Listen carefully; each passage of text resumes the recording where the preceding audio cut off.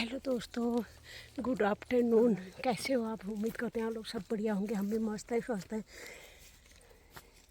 हमारी होगी यहाँ पे हालत ख़राब ऊपर चढ़ते चढ़ते। तो आज हम जा रहे हैं केदार। केदार जाए तो चढ़ाई बहुत है। चढ़ाई चढ़ने में हमारी आ गई बहुत आफत। चढ़ाई चढ़ा नहीं जा रहा है।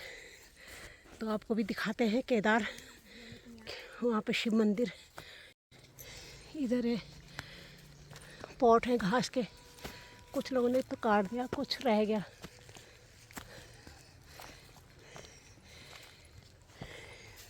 आगे ही जा रही मेरी चाची सास, मेरी जिठानी जा रही है। बचपन में हम बेर खाते थे। यहाँ पर बेर पके बेर ला मेरे को भी दे। सोनू तोड़ा यहाँ पर बेर। यहाँ पर घास का पॉट है ना। मेरी जेठानी बता रही कि यहाँ पे हमारे परिवार वालों का है और ऊपर हमारा है। ऊपर वहाँ पे जाके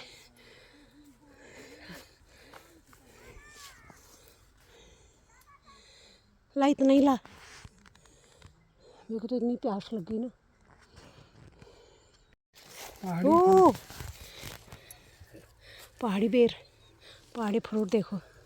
बचपन में हम खाते थे यार। शबरी के मीठे बेर। सोनू बोला शबरी के मीठे बेर। कई साल के बाद चख रही मैं भी बेर। मेरी घा का लूट। तू कहाँ पहुँच गई और हम कहाँ हुए? हाँ यार, हम घास कत रही घाया इन पूरा रनल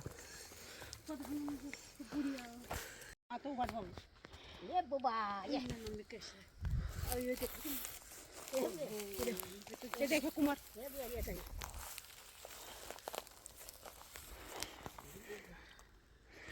घास में से आए ना हमें। कुमार लग गए।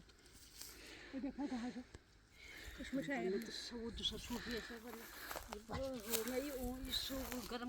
चुप रहिए। टीचर को बोलते हैं अच्छी जगह ये स्कूल के बच्चे भी यहाँ पिकनिक मनाने आए हैं। देखो केदार में। अरे गांव के अरे शिव मंदिर देखने आए होंगे ना सर। ये गांव के बच्चे डरे। शिव मंदिर देखने आए हो। जंगल में मंगल। बच्चे खुश हो रहे हैं, बच्चे खुश हो रहे हैं। मेरा मुंह लाल हो गया ऊपर आते आते। देखो कैसे लग रहा है बच्चों? बढ़िया लग रहा है आपको? यहाँ पे सारे मकान भी टूट गए। इधर पहले लोग रहते होंगे ना यहाँ केदार में। ये देखो पहले यहाँ कोई रहता था। पहले यहाँ लोग रहते होंगे ना। देखो मकान भी टूट गए सारे, कुछ भी नहीं बचा है।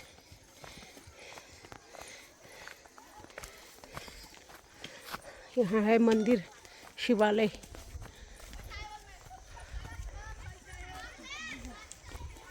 मकान पे तो आग लगाया उन्होंने। जो क्यों जाओ उतनी आग ही नहीं, यो खत लगाया उन्होंने उनका।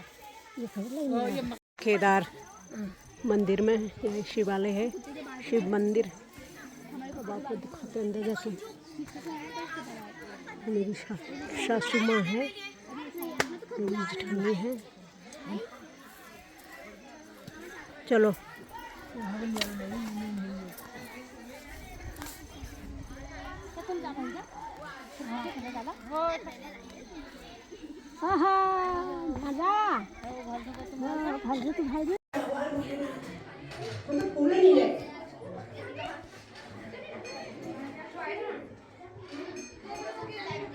भगवान भोलेनाथ का मंदिर है यहाँ। शिवलिंग, शिवालय।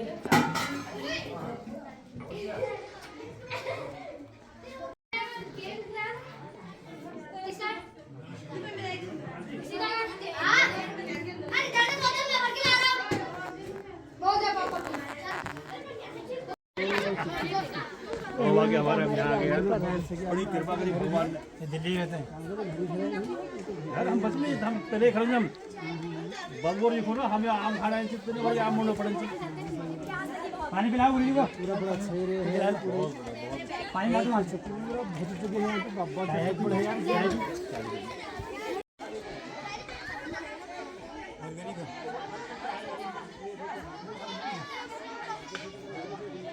चौखुटिया के स्कूल के बच्चे भी यहाँ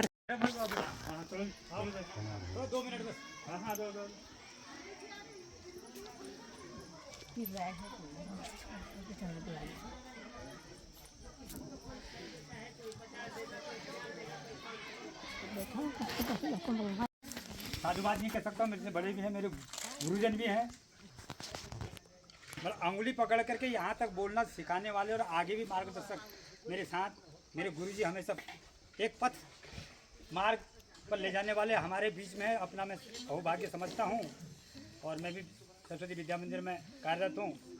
और हमारे विद्यालय से हम आए हुए हमारे बहन जी मनीषा जोशी जी, कार्यालय प्रमुख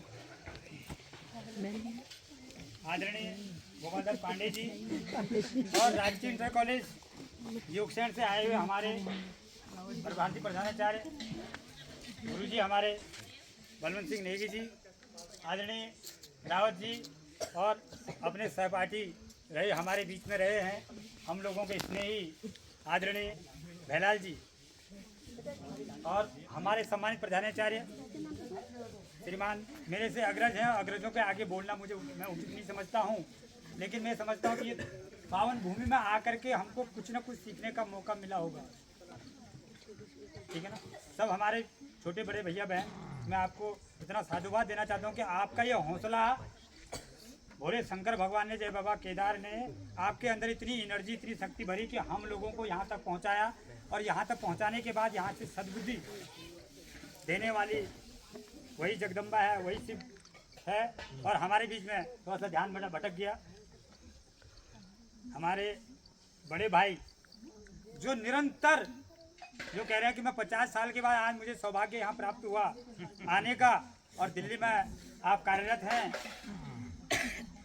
विभाग में पूछ ही सकता हूँ, मेरे से बड़े हैं, लेकिन किसी ऐसे विभाग में कार्यरत हैं कि जहाँ तक कि उन्होंने यहाँ इस मंदिर के बारे में हमसे दिन रात हमारे अध्यक्ष जी पान सिंह बिष्ट जी से लगातार बातें होती रहती हैं। और आज हम जो देख रहे हैं ऐसे बुजुर्ग हमारे बीच में, परम आदरणीय सम्मानित बड़े भाई हीरा सिंह राणा जी और उनकी धर्मपत्नी और इस मंदिर के अध्यक्ष परम आदरणीय छोटे भाई पान सिंह बिष्ट जी का जो आज हम इस धरातल पे बैठे हैं ना, ये मंदिर कैसा था क्या था ये स्वयं शिव को पता है कि हम किस स्थिति में थे। और आज हम इतने लोग इतने वर्ग यहाँ करा दिए हैं। ये देन ये श्रेय अपने चाचा जी श्रीमान आनंद सिंह बिष्ट जी और श्रीमान पान सिंह बिष्ट जी के द्वारा आज हम लोग इस प्रांगण में बैठने लायक हैं। नहीं तो ये मंदिर ऐसा जर्जर स्थिति में आज आप देख रहे होंगे। मैं सभी भैया बहनों से बीच में जो बोल रहे हैं थोड़ा सा ध्यान देंगे। आप देश के कर्णधार हैं, आपको आगे क्या करना है। मैंने कहा ना, हम अपने गुरुजी के आगे अभी भी नतमस्तक हैं। मैं न बैठता हूँ ना उनके साथ चलता हूँ। ये संस्कार ये सम्मान आपको देना पड़ेगा अपने गुरुओं को। ये मैं सबसे अपेक्षा करता हूँ और सबसे मैं अपना साधुवाद देता हूँ सब भैया बहनों को। थोड़ा सा 10 मिनट के लिए मैं आपका समय लूँगा, फिर बताएंगे कि हम क्यों यहाँ बैठे हुए हैं।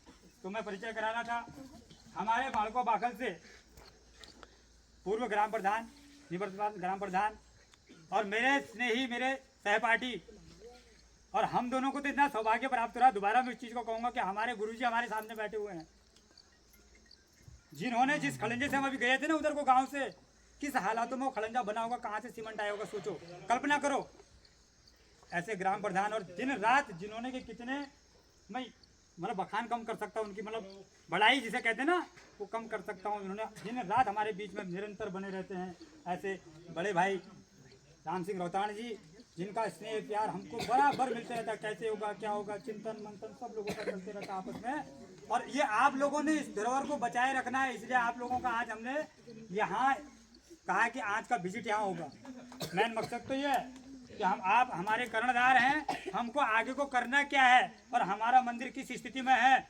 और जब इस मंदिर का रजिस्ट्रेशन बस थोड़ा सा समय है वो हमारे अध्यक्ष जी आपको बताएंगे, उसके बाद हम तुरंत आपके घरों में पहुंचने वाले हैं। ये सब आपके घरों के धन से, तन से और मन से यह मंदिर का निर्माण करना है। बिल्कुल ठीक है। का जीर्णोद्धार करने वाला स्वयं वो अंदर बैठा हुआ है, हम सबको शक्ति देने वाला इसके अंदर बैठा हुआ है।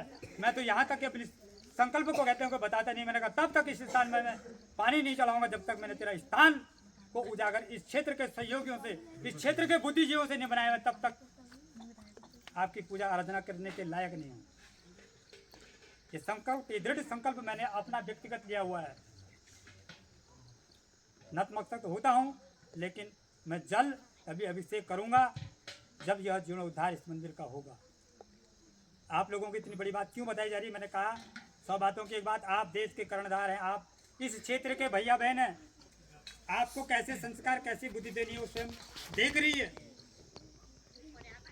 ये सब सद्बुद्धि देने वाली है, तो ज़्यादा ना कहते हुए, क्योंकि बीच में थोड़ा सा हमारे सभी बुद्धिजीवी लोग हमारे बीच में हैं, और मैं अपने विद्यालय के आए हुए जो पहली बार हमारे बीच में हमारे प्रधानाचार्य जी आए हैं, मैं आज बाल दिवस के उपलक्ष्य में बड़ी खुशी का दिन है।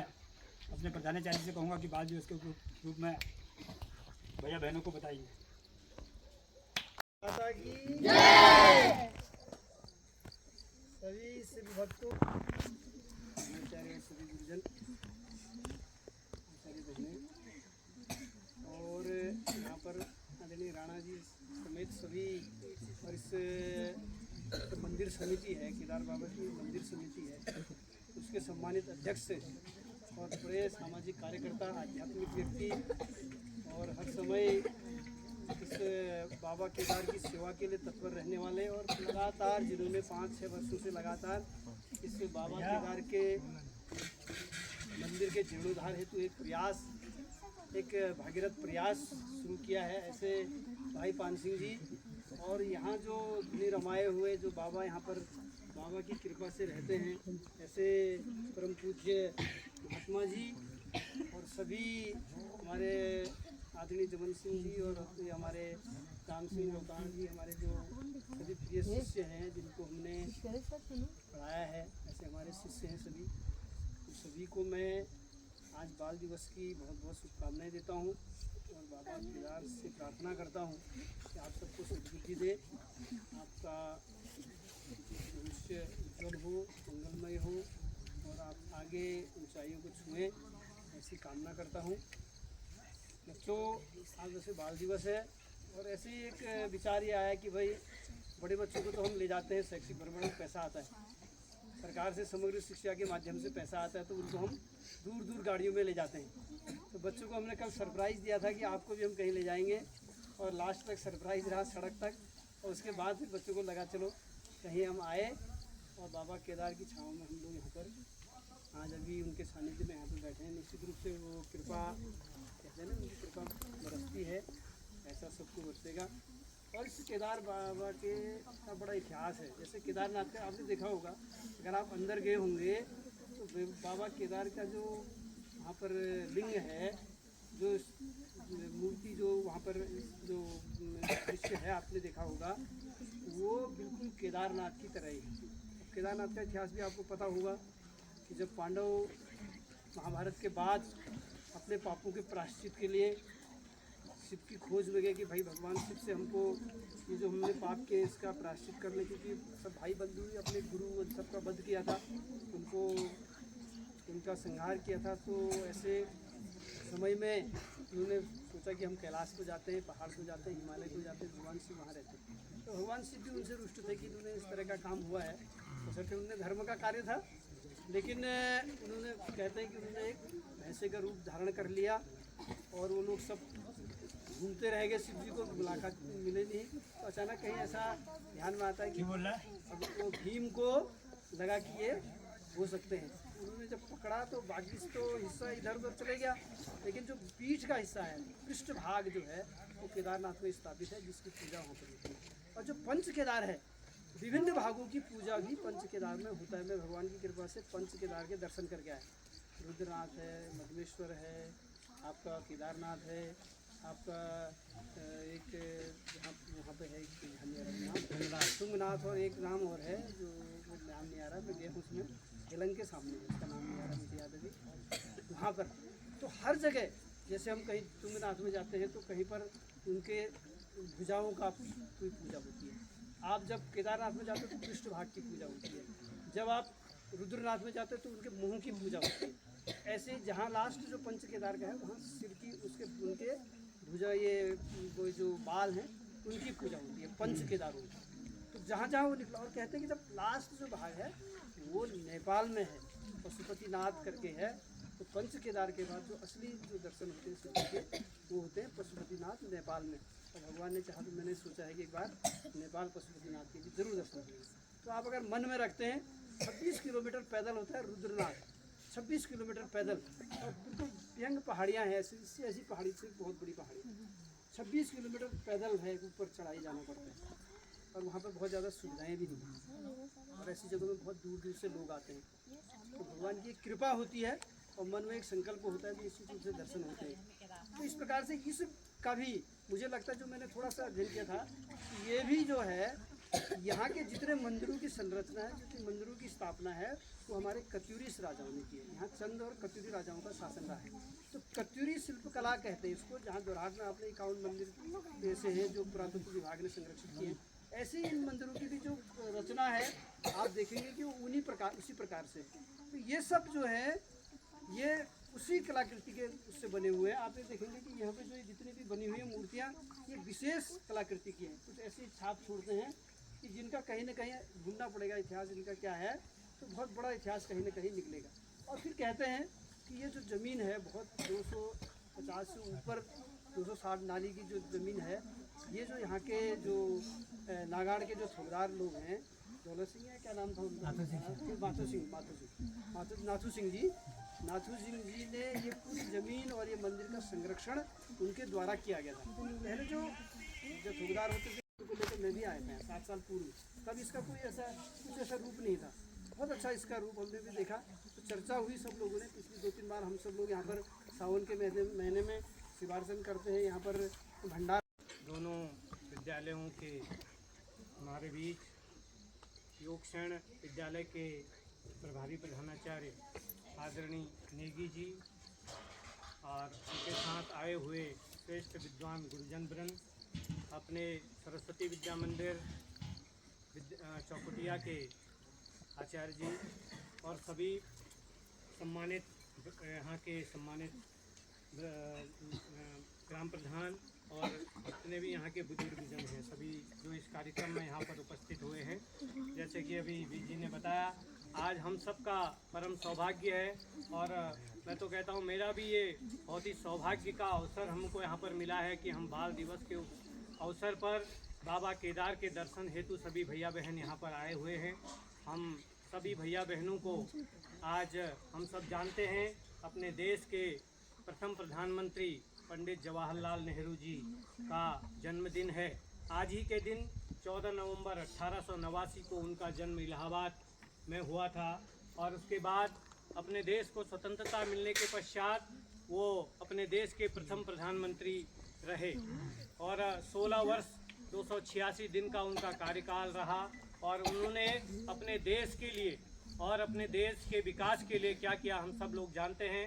और सबसे ज़्यादा आज जब उनसे पूछा गया कि आपके जन्मदिन को हम किस तरह से मनाएं, तो अपने पंडित जवाहरलाल नेहरू जी ने कहा कि वो बच्चों को बहुत प्यार करते थे। और बच्चों को प्यार क्यों करते थे, अभी जैसे आचार्य जी ने भी बताया कि आप सब इस देश के क्या हैं, इस देश के कर्णधार हैं। आप ही से लेकर के इस देश का निर्माण होना है। आप में से ही इस देश को इंजीनियर मिलने वाले हैं, आप में से ही कोई प्रधानमंत्री बनने वाले हैं, आप में से कोई डॉक्टर, कोई इंजीनियर, कोई अध्यापक, अब विभिन्न क्षेत्रों में आप लोगों ने जाना है। तो वो भैया बहनों को उस बच्चों को बहुत प्यार करते थे, इसलिए उन्होंने कहा कि मेरे जन्मदिन को जो है बाल दिवस के रूप में मनाया जाए। तो इसलिए हम सबका सौभाग्य है कि हम बाल दिवस के मनाने के लिए बाबा केदार की धरती में, इस पुण्य धरती पर यहाँ पर आए हुए हैं। और मैं बाबा केदार से ये प्रार्थना करता हूँ कि हम सब भैया बहनों का, आप सबका भविष्य उज्जवल हो। आप जिस भी क्षेत्र में जाएं, आगे आप अभी पढ़ाई अध्ययन कर रहे हैं तो आगे जा कर के आप विभिन्न क्षेत्रों में जा कर के अपने देश का, अपने क्षेत्र का नाम रोशन करेंगे। और सभी भैया बहनों को बाल दिवस की एक बार पुनः बधाई देते हुए पुनः आप सबका धन्यवाद। प्रदान करता हूँ। और यहाँ के क्षेत्रीय जो क्षेत्रीय अभिभावक हैं उन सब का भी आभार व्यक्त करता हूँ कि आपने हम सब भैया बहनों के सहयोग के लिए अपना अमूल्य समय यहाँ पर दिया। जय बाबा भोले, जय बाबा के।